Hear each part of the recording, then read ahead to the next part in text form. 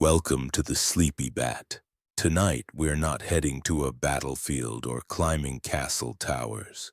No, this time we're slipping quietly into a medieval kitchen where something unsettling is simmering. Forget the royal banquets and golden goblets you've seen in films. Instead, imagine sitting on a rough wooden bench, the scent of smoke and old cabbage hanging heavy in the air. In your hand, a piece of bread that crumbles like sand or worse, chews like clay. Across the centuries, medieval meals have been wrapped in myth and fantasy. But the truth is far stranger. What did people really eat? How did they survive winters, famines, or feasts gone rotten? Tonight we'll explore that forgotten world of flavors, smells, and daily hunger. Some meals will surprise you. Others might haunt you. So grab your pillow, close your eyes, and let's travel back to the kitchens and banquet halls of the Middle Ages. You might be picturing long wooden tables, golden goblets, and kings tearing into roasted meats beneath candlelit chandeliers. But that dreamy image, it belonged to the tiniest sliver of society. For everyone else, mealtime was something very different. Not a feast, but a quiet struggle for survival, against spoiled bread, bitter ale, and food that could hurt more than it helped. Let's begin with something deceptively simple: bread. In our modern world, bread is a comforting staple. Golden crusts, soft interiors, maybe some herbs on top. But back in the Middle Ages, bread was something else entirely. If you were rich, you might have access to clean wheat flour. But for most people, bread was made from whatever they could grind: barley, oats, rye, even acorns or tree bark in desperate times. Grain storage was a disaster. No pest control, no proper preservation, just sacks of grain left out to rot. Weevils, mold, rat dropping, all of it was ground into flour, and yes, baked right in. The result? Bread that was dense, bitter, and often crawling with insects. Quite literally, archaeologists have found beetle remains baked directly into medieval loaves. And this wasn't unusual. It was the norm. And when famine hit, it got worse. Bakers bulked up their dough with sawdust, sand, even powdered bone. Some added lime to make bread look whiter, poisoning people slowly. Guilds meant to ensure quality, often bribed to look the other way. Then there was meat. No refrigeration, no real preservation. You either ate it quickly or salted it.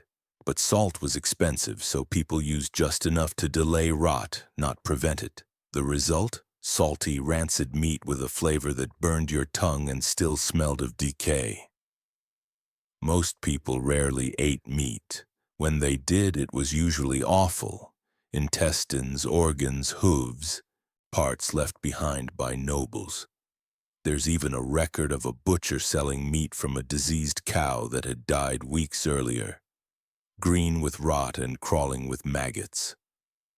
His punishment? Just a fine. Even noble banquets were dangerous. Game meat spoiled while hunters tracked it. Kitchens were smoke-filled rooms with open flames and no temperature control. Food was often charred on the outside and raw inside, perfect for illness. And spices? Not for flavor. They were used to cover the taste of rot. Medieval cooking was less about taste and more about hiding decay, but the real horror was what all this food did to the body. Scurvy from lack of vitamin C, rickets from no vitamin D, night blindness from vitamin A deficiency. Vegetables were scarce, bitter, and often grown in fields fertilized with fresh human waste. Yes, unprocessed latrine waste was poured directly into the soil. Dairy didn't help. Cheese was made from spoiled milk and aged in pest-infested cellars. Some cheeses were filled with maggots and still eaten, believed to add flavor. Water, usually worse than the food. Wells were contaminated. Rivers were full of sewage. Most people drank weak beer, even children. But brewing wasn't clean either. Beer was cloudy, sour, and sometimes unsafe.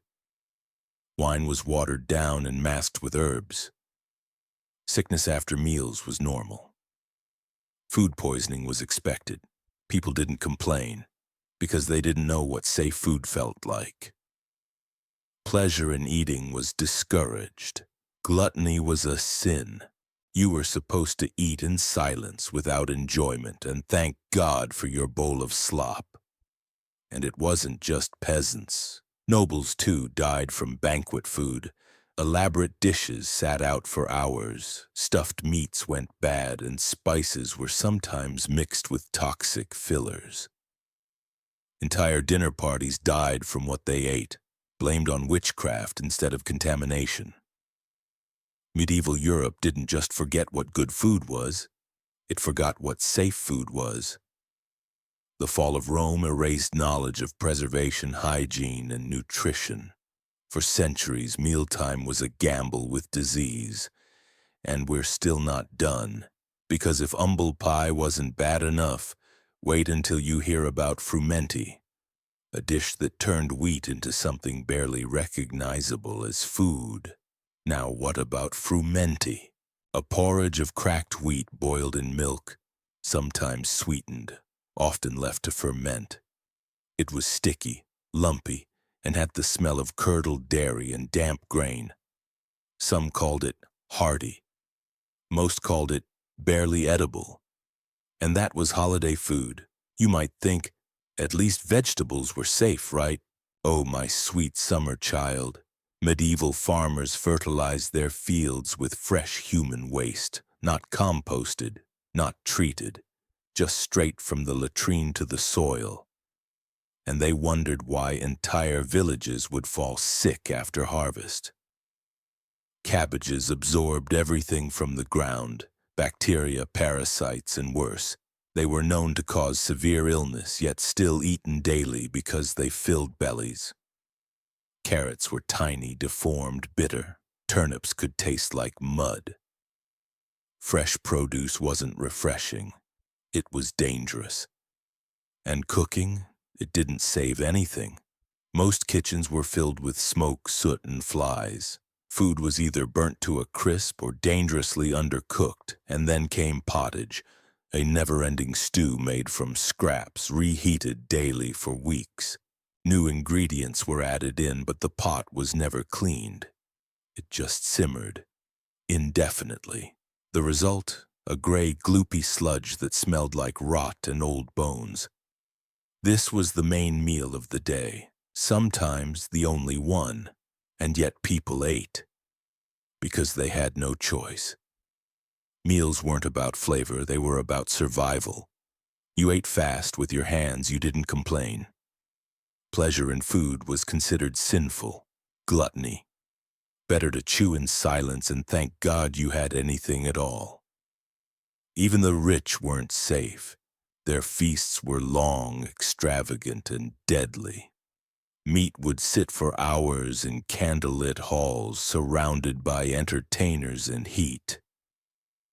By the final course, bacteria had had a banquet of its own. They stuffed birds inside other birds, creating massive roast towers, often raw in the middle and burnt outside. Peacocks were skinned, cooked, then redressed in their feathers to appear lifelike again. The effect?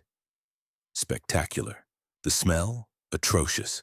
The risk of food poisoning? Extremely high. Even spices weren't safe. The medieval spice trade was full of fraud.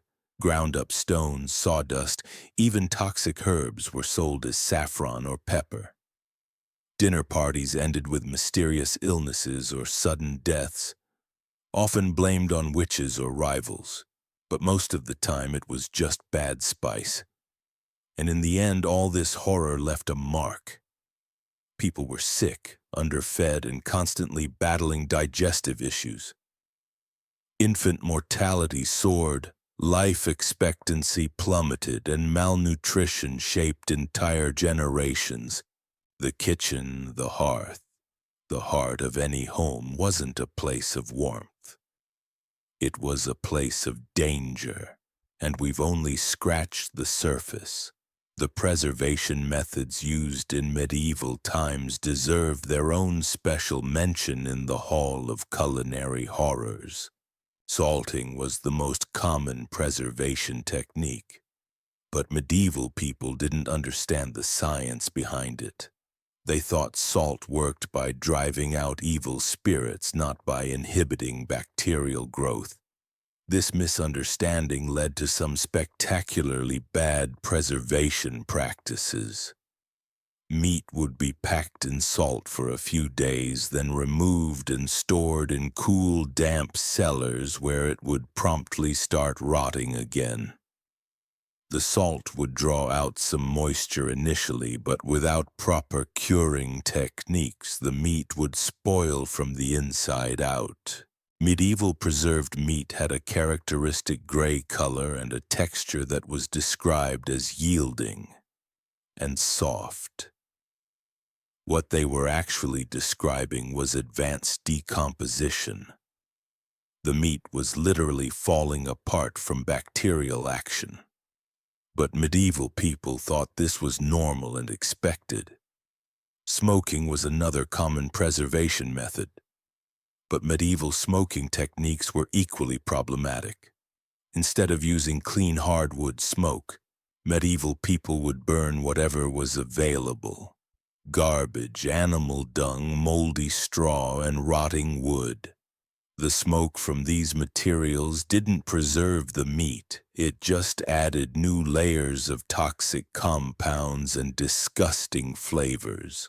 Medieval smoked meat was often black on the outside from all the soot and tar, while remaining raw and rotting on the inside. The smoking process was supposed to take weeks, but most people couldn't afford to dedicate that much fuel to the process. So they'd do a quick, inadequate smoking job that made the meat look preserved while leaving it completely vulnerable to spoilage. The seasonal nature of food availability made everything worse. Medieval people had to eat most of their calories during harvest time, and then try to survive the winter on whatever they'd managed to preserve. By spring, families were often eating food that had been stored for 6 months or more under primitive conditions. Spring was known as the hunger gap, the time when last year's food was mostly gone, but this year's crops weren't ready yet. People would eat anything they could find: tree bark, grass, leather, and roots that were often toxic. There are accounts of people eating their own shoes because the leather provided some calories and took up space in their stomachs. The psychological effects of this constant food insecurity were devastating. Medieval people lived in permanent fear of starvation, which made them incredibly possessive and paranoid about food. Stealing food was punishable by death in most medieval societies, not because the food was valuable, but because taking someone's food supply was essentially murder. This food anxiety created a culture where people would eat anything, no matter how disgusting or dangerous, rather than risk going hungry. The phrase "beggars can't be choosers" comes directly from medieval food culture, where being picky about what you ate was literally a luxury that could cost you your life. But we haven't even gotten to the worst part yet. The diseases caused by medieval food weren't just unpleasant. They were civilization-ending catastrophes that shaped the entire course of European history. When we talk about the Dark Ages, we're not just talking about a lack of learning and culture. We're talking about a society that was literally being poisoned to death by its own food supply. Let's talk about ergot poisoning. because this is where medieval food horror transcends individual suffering and becomes a force that literally rewrote history. Ergot is a fungus that grows on rye, and it was absolutely everywhere in medieval grain supplies. This wasn't just an occasional contamination problem. Ergot-infected rye was so common that most people consumed it regularly without even knowing it existed. Here's what ergot does to your body. It causes hallucinations, seizures, gangrene, and something called Saint Anthony's fire, where your extremities literally burn from the inside out before turning black and falling off. Medieval people thought this was divine punishment or demonic possession because they had no understanding of what was actually happening to them. Entire villages would go insane simultaneously when their grain supply was heavily contaminated with ergot. People would see devils dancing in their homes, hear voices commanding them to do horrible things, and experience mass hysteria that could last for weeks. Some historians believe that the Salem witch trials were actually caused by ergot poisoning, but that was centuries later. In medieval times, these episodes happened constantly and were just accepted as normal supernatural occurrences. The dancing plagues that swept through medieval Europe, ergot poisoning. Thousands of people would suddenly start dancing uncontrollably until they collapsed from exhaustion or died from heart failure. Communities would watch their neighbors dance themselves to death and assume it was either divine judgment or mass demon possession. But here's the really terrifying part. Ergot contamination was worse in wet years when crops struggled to grow properly. So the same weather conditions that made food scarce also made the available food more likely to drive you insane. Medieval people were caught in a nightmarish cycle where they had to choose between starving or eating grain that might cause them to hallucinate, convulse, and watch their fingers and toes rot off their bodies. The medical understanding of the time made everything worse. Medieval physicians thought ergot poisoning was caused by an imbalance of the four humors. So their treatments involved bloodletting, purging with laxatives, and sometimes trepanation. Drilling holes in people's skulls to let the evil spirits out. These treatments killed more people than the ergot poisoning itself. Religious authorities declared ergot poisoning to be evidence of sin and moral corruption. If your grain made you sick, it was because you weren't praying hard enough or you'd committed some unforgivable transgression. This meant that communities would often ostracize or even execute people who showed symptoms of ergot poisoning, believing they were cleansing themselves of evil influences. The social impact was devastating. Ergot outbreaks could destroy entire communities within weeks. People would turn on their neighbors, accusing them of witchcraft or devil worship. Families would abandon sick relatives rather than risk being associated with what they believed was divine punishment. The fabric of medieval society was constantly being torn apart by food-borne psychosis. And ergot was just one of many toxic fungi that thrived in medieval grain supplies. Fusarium produced mycotoxins that caused bleeding disorders and immune system failures. Aspergillus created aflatoxins that destroyed liver function and caused cancer. Medieval people were essentially playing Russian roulette every time they ate bread, which, remember, was their primary source of calories.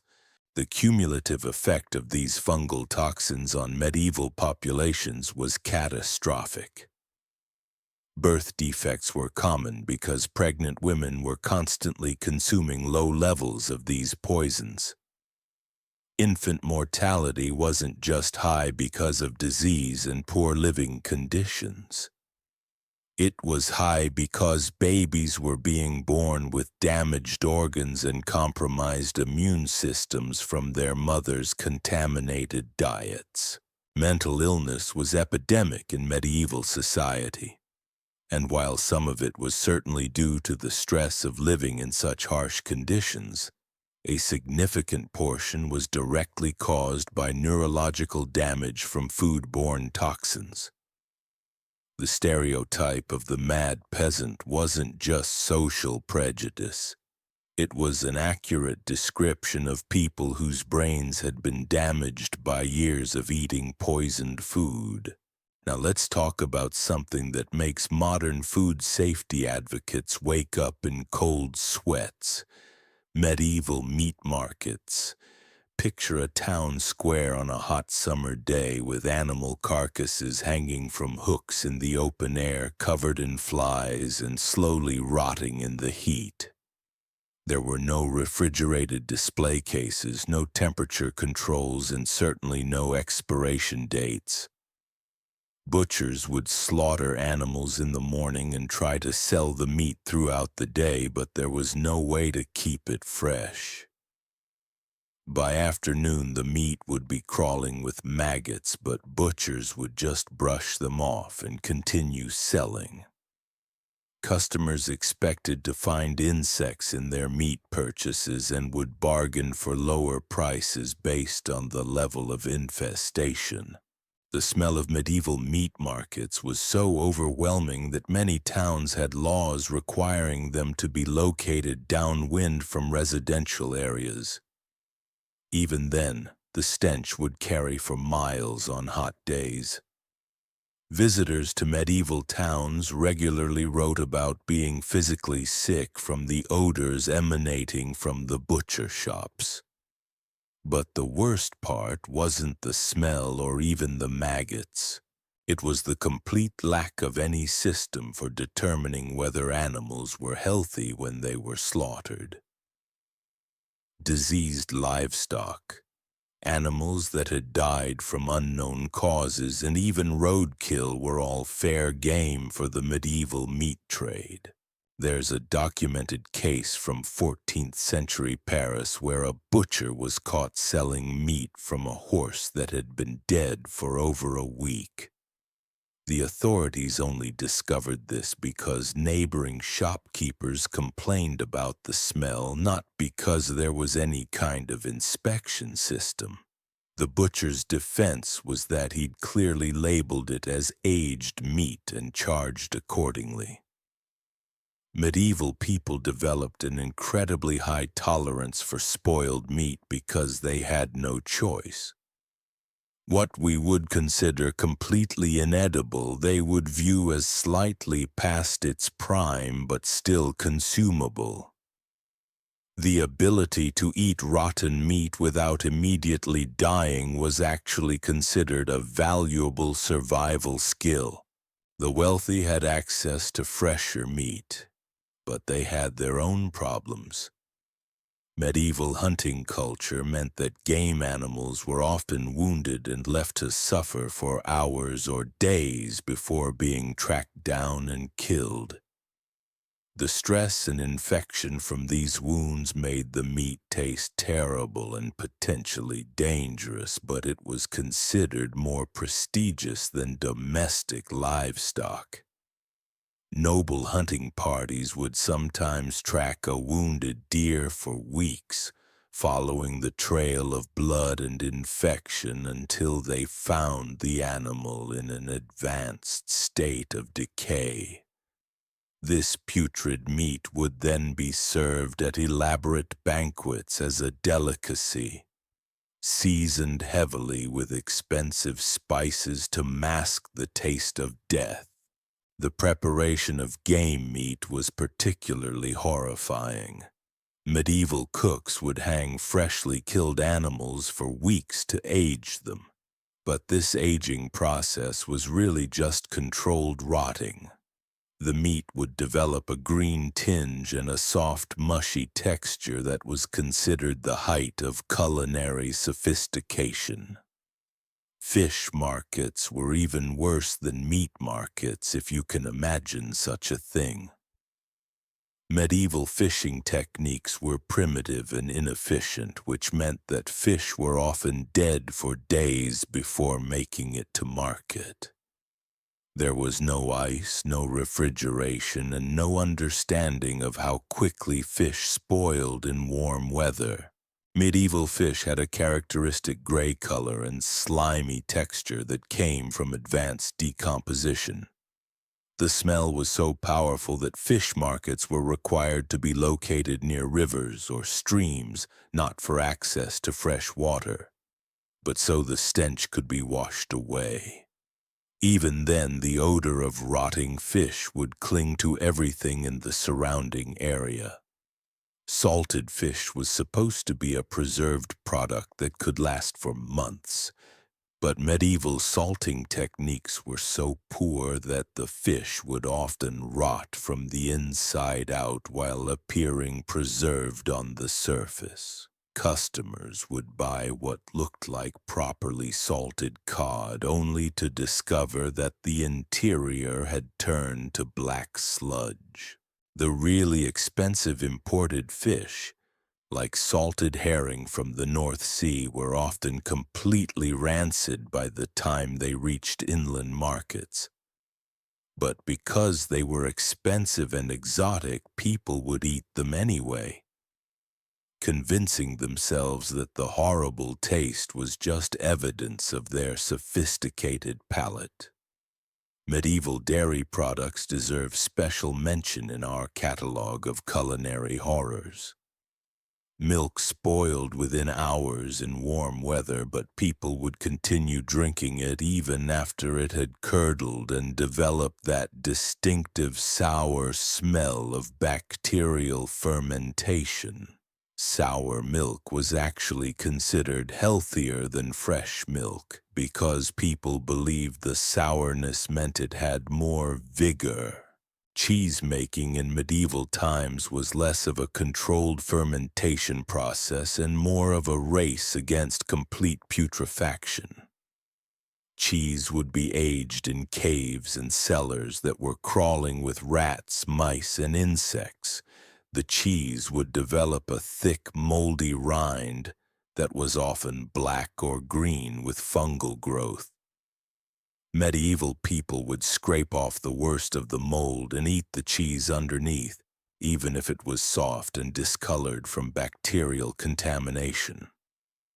Some cheeses were so infested with maggots that they would literally move on the plate, but this was considered a sign of quality because it meant the cheese was alive with flavor. Butter was made from cream that had often started to sour, and it was stored in containers that were never properly cleaned. Medieval butter had a characteristic rancid taste that came from bacterial contamination. But people had never tasted fresh butter, so they assumed this was how it was supposed to taste. The seasonal availability of dairy products made the situation even worse. In winter, when cows produced less milk, people would save and hoard dairy products for months. By the time spring came, families would be eating butter and cheese that had been stored in root cellars since the previous fall, developing flavors and textures that would horrify modern consumers. But perhaps the most disturbing aspect of medieval food culture was how it affected children.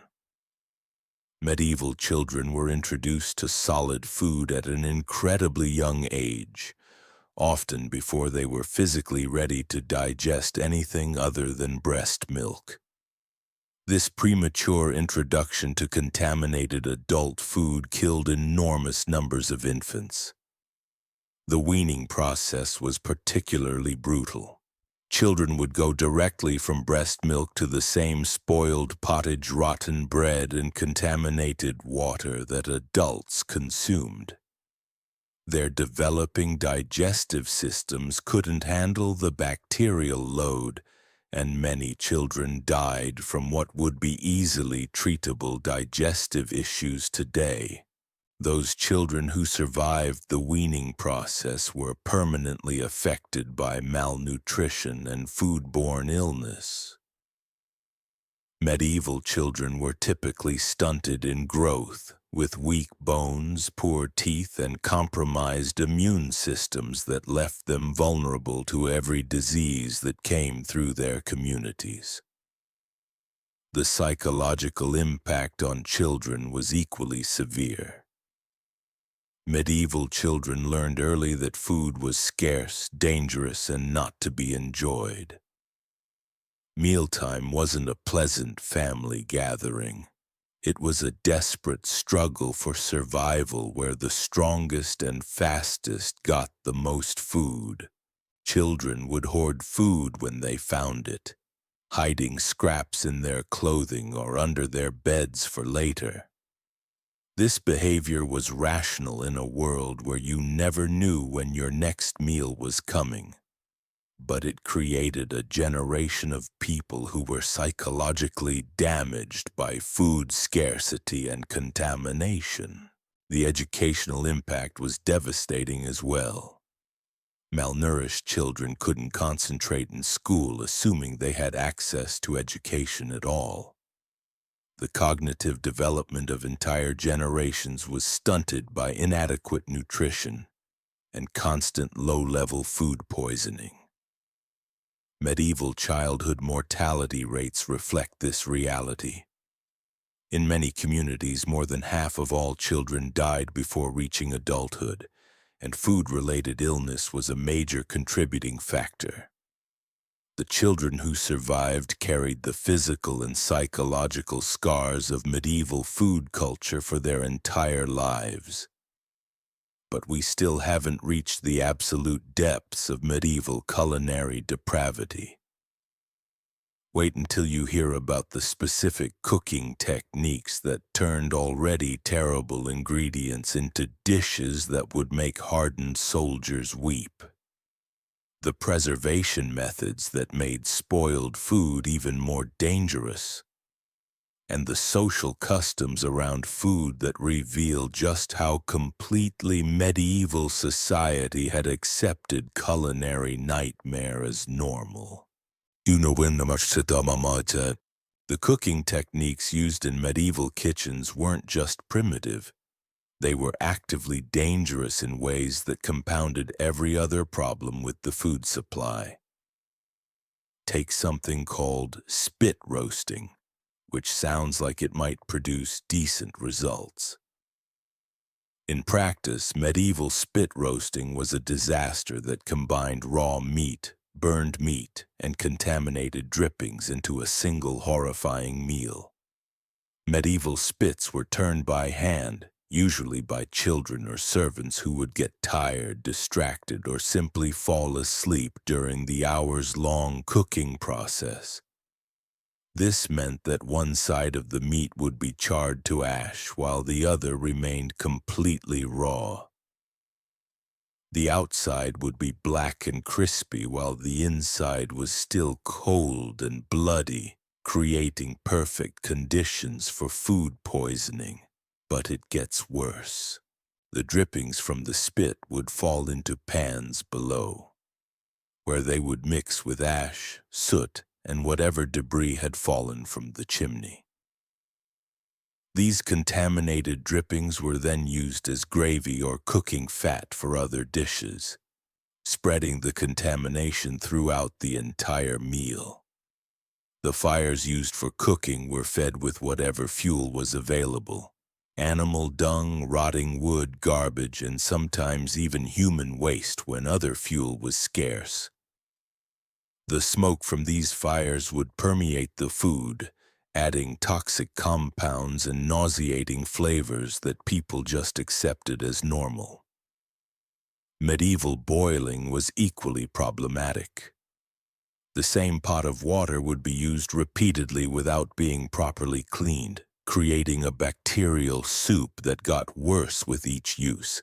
Vegetables, meat, and grains would all be boiled in the same contaminated water, cross-contaminating everything.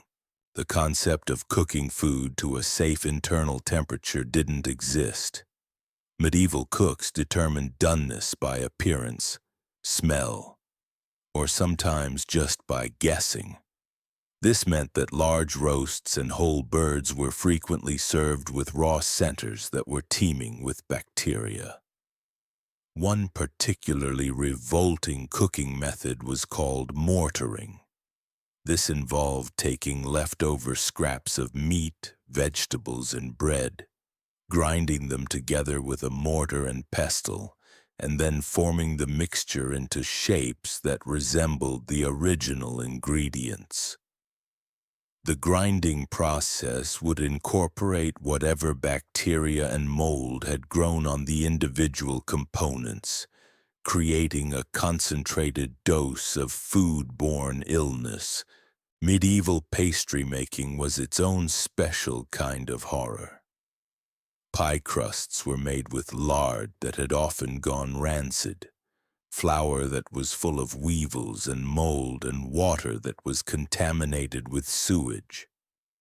The filling would be packed into these toxic crusts and then baked in ovens that couldn't maintain consistent temperatures. Medieval pies were often used as preservation vessels, with the crust supposed to seal in the contents and keep them fresh. But the crusts were porous and often cracked during baking, allowing bacteria to enter while trapping the contamination inside. The result was pies that looked fine on the outside but contained putrid fermenting filling. The baking process itself was unreliable. Medieval bakers would judge oven temperature by sticking their hand inside and seeing how long they could hold it there. This led to pies that were burned on the bottom and raw on top, or overcooked to the point where the crust was inedible but the filling was still dangerous.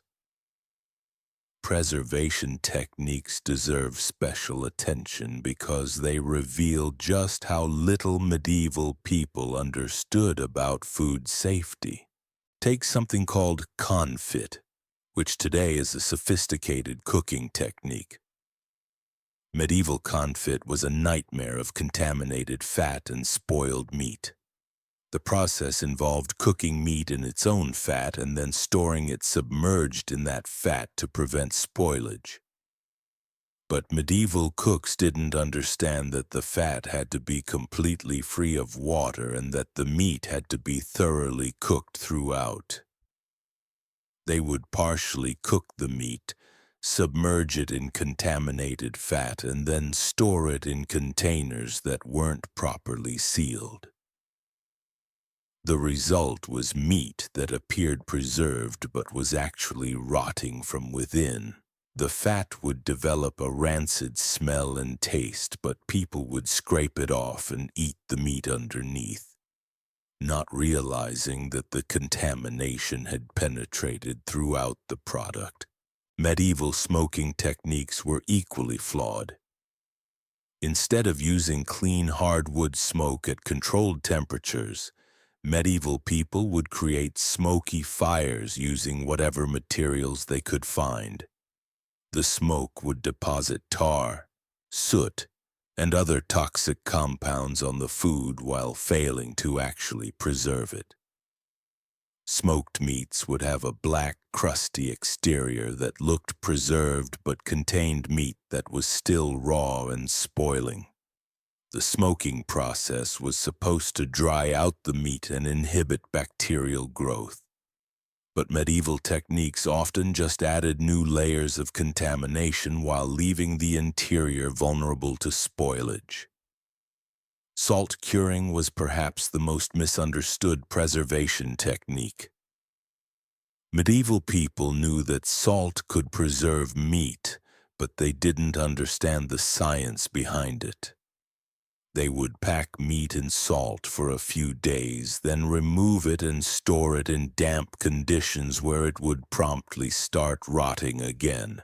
The salt would draw out some moisture initially, but without proper curing techniques and controlled storage conditions, the meat would spoil from the inside out. Medieval salt-cured meat had a characteristic gray color and soft texture that came from bacterial decomposition, but people thought this was normal. The really wealthy would import expensive salt from distant regions, but even this high-quality salt couldn't compensate for poor technique.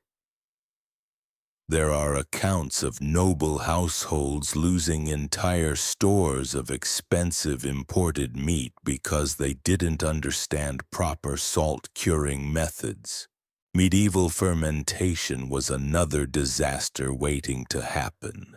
People understood that certain foods could be preserved through fermentation, but they had no knowledge of the difference between beneficial fermentation and dangerous spoilage. Fermented vegetables like sauerkraut were made in containers that weren't properly cleaned, using salt that was contaminated with impurities. The fermentation process would be contaminated with harmful bacteria from the start, creating products that were more dangerous than fresh vegetables. Medieval beer and wine production suffered from the same problems. Fermentation vessels were rarely cleaned properly, and there was no understanding of sanitation or quality control. The result was alcoholic beverages that were often contaminated with harmful bacteria and tasted terrible. The social customs around food reveal just how completely medieval society had normalized culinary horror. Sharing food wasn't a pleasant communal experience.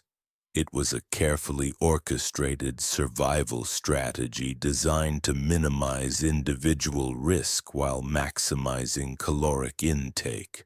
Medieval table manners weren't about politeness. They were about survival. People ate quickly and defensively, protecting their portions from others and consuming as much as possible before the food spoiled further. The concept of leisurely dining didn't exist because the food was too dangerous to leave sitting around. The practice of saying grace before meals wasn't just religious observance. It was a desperate plea for divine protection against the meal you were about to consume. Medieval prayers before eating often included specific requests not to be poisoned by the food, which tells you everything you need to know about medieval food safety. Hospitality customs were shaped by food scarcity and danger. Offering food to guests was a significant sacrifice because it meant less food for your own family.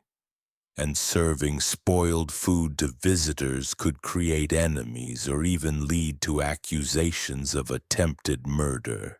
The medieval practice of having food tasters wasn't limited to royalty. Wealthy merchants and nobles would often require servants to taste their food first, not just to check for intentional poisoning, but to make sure the food wasn't spoiled enough to cause immediate illness. Even religious practices were affected by food culture. Fasting wasn't just about spiritual discipline. It was often a practical necessity when the available food was too dangerous to eat. Many medieval miraculous fasts were probably just people avoiding food that would have killed them. The seasonal cycle of medieval food culture created a rhythm of suffering that shaped the entire structure of society. Harvest time was a frantic period of trying to preserve as much food as possible before it spoiled, knowing that mistakes made during this brief window would lead to starvation during the winter months. Winter was a time of slowly diminishing food stores and increasing desperation. Families would carefully ration their preserved food, knowing that running out early meant death. The food they were rationing was often already spoiled or contaminated, but it was all they had.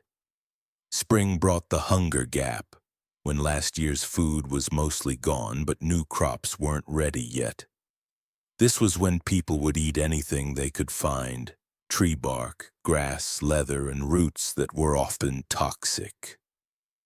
The phrase "mad as a March hare" comes from this period when malnutrition and desperation drove people to erratic behavior. Summer brought fresh food, but also new dangers. Without preservation methods, fresh food would spoil quickly in the heat. Summer was actually a dangerous time for foodborne illness because people would overindulge in fresh food that had already started to spoil. This seasonal cycle of feast and famine, contamination and desperation created a population that was physically and psychologically damaged by their relationship with food.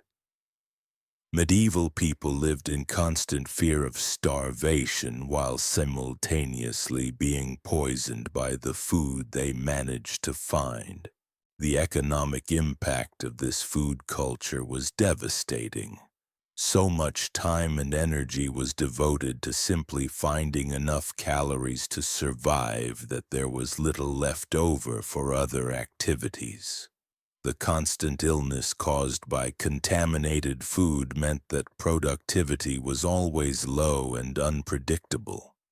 Medieval trade was heavily focused on food and food-related products, not because people were gourmets who appreciated fine cuisine, but because they were desperately trying to find something safe to eat.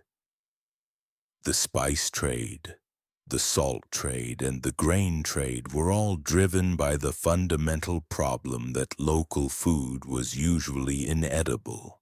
The political implications were enormous as well. Governments that could provide relatively safe food to their populations had massive advantages over those that couldn't. Food riots and famines could topple kingdoms and reshape the political landscape of entire regions. But even as we catalog these horrors, we still haven't reached the absolute bottom of medieval culinary depravity.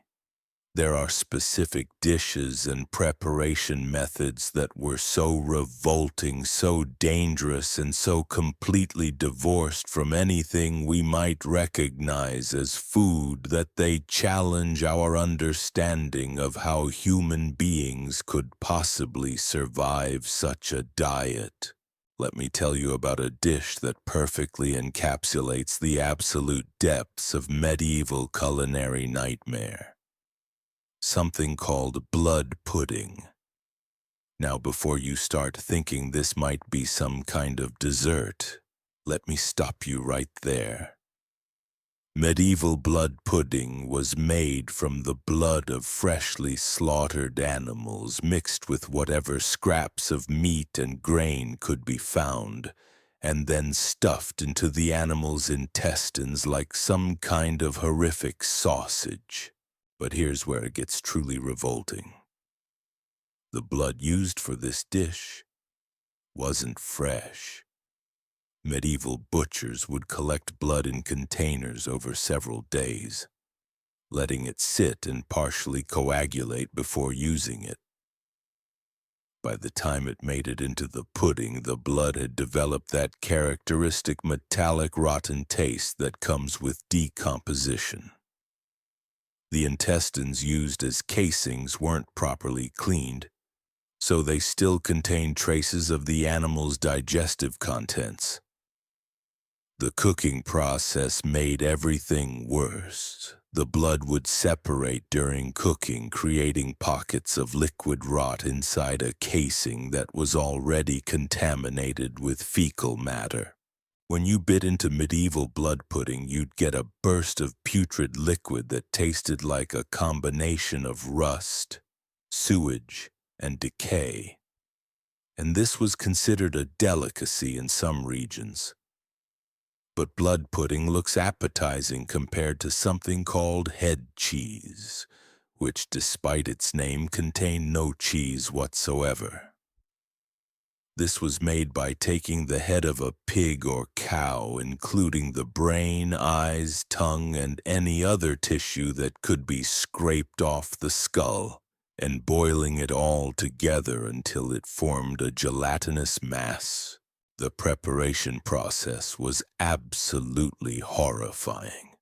The entire head would be thrown into a pot with whatever vegetables were available, often ones that were already starting to rot. The mixture would be boiled for hours until the brain tissue dissolved and the eye fluid mixed with the cooking liquid, creating a gray, lumpy gel that had the consistency of snot and smelled like death. Medieval cooks would pour this mixture into molds and let it set, creating what looked like blocks of translucent jelly filled with chunks of unidentifiable tissue. The taste was indescribable. Imagine licking the inside of a morgue while chewing on rubber bands and you might be getting close. Now let's talk about something that reveals the true desperation of medieval food culture. The practice of eating clay and dirt. This wasn't just something that happened during famines. It was a regular part of the medieval diet for many people. They called it eating earth, and it was considered a legitimate way to fill your stomach when real food wasn't available. Medieval people would mix clay with water to create a paste that could be shaped into loaves and baked like bread. The clay would expand in your stomach, creating a feeling of fullness that could last for hours. But clay doesn't provide any nutrition, and eating it regularly would cause severe digestive problems and mineral deficiencies. Different regions had their preferred types of clay. Some areas favored white clay that came from riverbanks, while others used red clay from hillsides. People would actually develop preferences for different flavors of dirt, describing some clays as sweet and others as bitter. The fact that people had sophisticated opinions about the taste of soil tells you everything you need to know about medieval food culture. Children were especially likely to eat clay because it was often the only thing available when adult food ran out.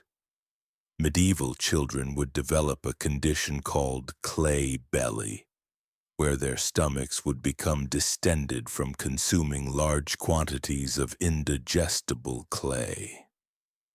Many children died from intestinal blockages caused by clay consumption, but families continued the practice because it was better than watching their children starve. But even clay eating pales in comparison to the medieval practice of consuming human waste as medicine. Medieval physicians believed that human excrement had medicinal properties, and it was regularly prescribed as treatment for various ailments. Fresh human waste was considered especially potent and was often mixed with honey or wine to make it more palatable. This wasn't some fringe practice carried out by desperate people. This was mainstream medieval medicine endorsed by the most respected physicians of the time. Medical texts from the period contain detailed recipes for preparing human waste as medicine, including instructions for aging it properly and combining it with other ingredients. The logic behind this practice was that human waste contained the essence of the person who produced it, and consuming it would transfer their strength and vitality to the patient. Wealthy people would pay premium prices for the excrement of young, healthy individuals, believing it would cure their ailments and extend their lives. The preparation methods were elaborate and disgusting. Human waste would be dried, ground into powder and mixed with expensive spices to create pills and potions. Some physicians would age human waste for months, believing that older excrement was more potent. The smell alone from these medical preparations would fill entire buildings with nauseating odors. Medieval people also consumed urine regularly, both their own and that of others. Fresh urine was believed to have cleansing properties, while aged urine was thought to be more concentrated and therefore more effective. People would drink their own urine first thing in the morning as a health tonic, and physicians would prescribe the urine of specific animals for different medical conditions. The taste was described in medical texts as sharp and cleansing, which are medieval euphemisms for absolutely revolting. But people would force themselves to drink it because they believed it was necessary for their health. Some medieval medical recipes called for aging urine for weeks or months, creating concentrated liquid that was so potent it would burn the throat and stomach. Now let's discuss medieval baby food, because this is where the horror reaches its absolute peak.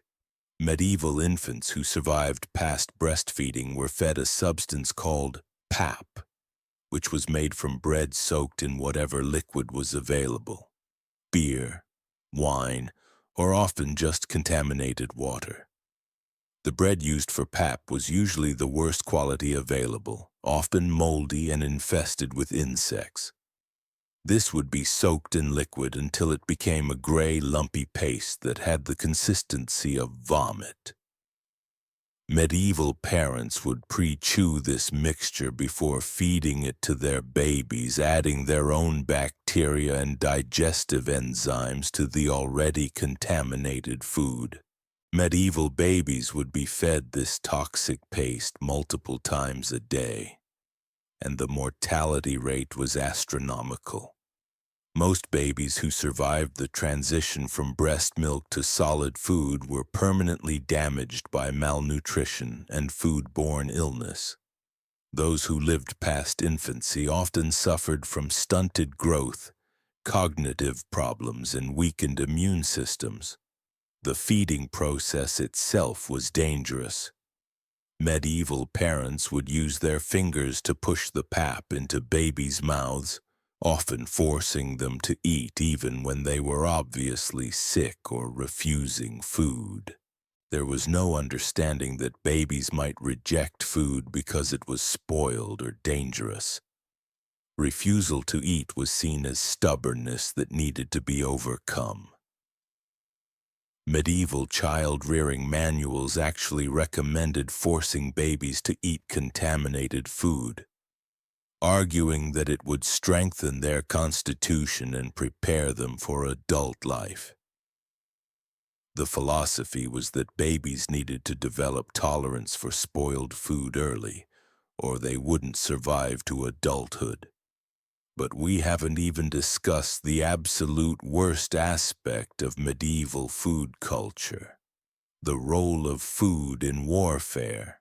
Medieval armies would deliberately contaminate enemy food supplies with human waste, animal carcasses, and poison. This wasn't just a military strategy. It was a form of biological warfare that could devastate entire populations. Besieging armies would throw diseased animal carcasses over city walls, contaminating water supplies and spreading disease through the population.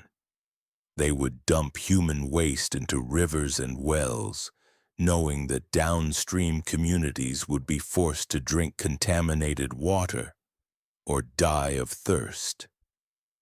The defending populations had no choice but to consume these contaminated supplies or starve. Medieval siege warfare often came down to which side could survive eating poisoned food longer. The side that developed better tolerance for contaminated food would outlast their enemies and win the siege. Medieval soldiers carried their own supplies of spoiled food, knowing that fresh food was a luxury they couldn't afford during long campaigns. Military rations consisted of bread that was often more mold than flour, meat that had been salted months earlier and was green with decay, and water that was so contaminated it had to be mixed with wine or beer to be drinkable. The psychological impact of this food culture created a civilization that was fundamentally different from anything we can imagine today. Medieval people didn't just accept that food was dangerous and disgusting, they internalized it as normal and natural. The idea that eating should be pleasurable was not just foreign to them, it was considered morally corrupt. This mentality shaped every aspect of medieval society. Art, literature, philosophy, and religion were all influenced by a population that lived in constant fear of starvation, while being slowly poisoned by the food they managed to find. The famous medieval obsession with death and suffering wasn't just philosophical. It was the direct result of a diet that made every meal a potential death sentence. Medieval religious practices were heavily focused on suffering and self-denial because that's what daily life was like. Fasting wasn't a spiritual discipline, it was often a relief from the ordeal of eating contaminated food. Many medieval saints were probably just people who had learned to avoid the worst of the food supply and lived longer as a result. The economic structure of medieval society was built around the fundamental problem of food safety. The feudal system, guild regulations, and trade networks were all designed to manage a food supply that was inherently dangerous and unreliable. The constant threat of famine and food poisoning shaped political decisions, military strategy, and social hierarchy. When we look back at medieval art and literature, we see constant references to food as something to be endured rather than enjoyed. Medieval cookbooks weren't about creating delicious meals, they were survival manuals that taught people how to make inedible ingredients slightly less dangerous. The recipes read more like medical prescriptions than culinary instructions. The medieval period represents the absolute nadir of human food culture, a time when eating became a desperate struggle for survival rather than a source of nourishment and pleasure. It was a civilization that had forgotten how to feed itself safely and had normalized culinary practices that would horrify even the most desperate people today. But here's what makes this truly tragic. The knowledge to do better existed. Ancient civilizations had developed sophisticated food preservation techniques, understood basic principles of sanitation, and created cuisines that were both safe and enjoyable. The medieval period wasn't just primitive, it was actively regressive, a step backward in human culinary evolution. The collapse of Roman infrastructure and trade networks didn't just affect politics and economics. It destroyed centuries of accumulated knowledge about food safety and preparation. Medieval people were forced to rediscover techniques that their ancestors had mastered, and in many cases they never succeeded. This is why medieval food was truly the worst in human history. It wasn't just that people were poor or that technology was primitive. It was that an entire civilization had lost the knowledge of how to feed itself safely and had developed cultural practices that made food even more dangerous than it needed to be. The medieval period teaches us that food culture isn't just about taste or tradition, it's about survival itself. When societies lose the knowledge of how to produce and prepare safe food, they don't just suffer from poor cuisine. They suffer from shortened lifespans, compromised health, and social structures that are constantly under threat from the very act of eating. So the next time you sit down to a meal, take a moment to appreciate not just the taste, but the incredible infrastructure of food safety that makes modern dining possible. The refrigeration, the inspection systems, the understanding of bacteria and contamination, the reliable supply chains that bring fresh, safe food to your table. These aren't just conveniences, they're the foundation of civilization itself. Medieval people didn't choose to eat terrible food because they had bad taste or low standards. They ate terrible food because they lived in a society that had lost the knowledge and infrastructure necessary to do better. Their culinary nightmare was the result of systemic failure, not individual choice. And that's the real horror of medieval food culture. It shows us how quickly and completely a civilization can lose something as fundamental as the ability to feed itself safely. The medieval period serves as a warning about what happens when knowledge is lost, when infrastructure collapses, and when survival becomes more important than safety or quality. The people who lived through this era weren't monsters or barbarians. They were human beings doing their best to survive in circumstances that we can barely imagine. Their food culture was a product of desperation, not choice, and their suffering was real and profound. But they endured. Somehow, despite eating food that would kill most of us within weeks, medieval people survived long enough to rebuild their knowledge, restore their infrastructure, and eventually create the foundation for the food systems we rely on today. Their sacrifice and suffering paved the way for everything we take for granted about modern dining. So while medieval food was indeed the worst in human history, the people who endured it deserve our respect and gratitude, not our mockery. They lived through a culinary apocalypse so that we wouldn't have to, and their legacy is every safe, delicious meal we eat today. That's the real lesson of medieval food history. It's not just a catalog of horrors from the distant past. It's a reminder of how precious and fragile our modern food systems really are, and how important it is to preserve and protect the knowledge and infrastructure that keep us fed and healthy. If you found this journey through medieval food culture as fascinating and horrifying as I did, make sure to subscribe for more deep dives into the darker corners of history. And maybe go grab a snack from your refrigerator while you think about how incredibly lucky we are to live in an age where food poisoning isn't just an expected part of every meal. Until next time, stay curious, stay grateful, and maybe don't take that next bite for granted.